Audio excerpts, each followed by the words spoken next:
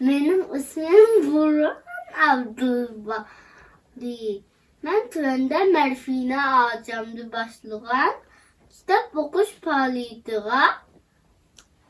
Avaz kuşu Kayserci Akan'ın teklifi bilen Tüt kulak jörnündeki makal temsillerini okup bilmem.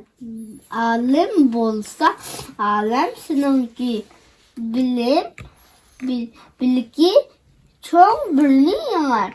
Bilimi çok birini yanar. Bilgi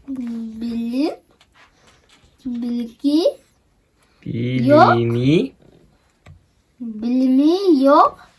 Kişinin berkiti yok işinin. Bilim izleniştin kilidi.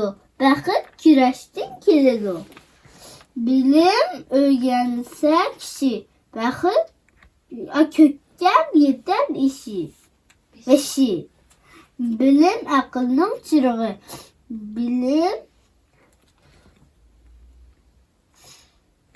yenip turgan çırak.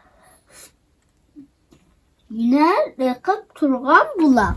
Tövende saldırıp parmağın koçaklığını yatlatma. Saldırma, nu saldırma. Saldırıp olmay kim durma. Tak yolunu istiyorsan emmi cayni bilirme. Saldırıda etim yama. 15 yaşta atalga.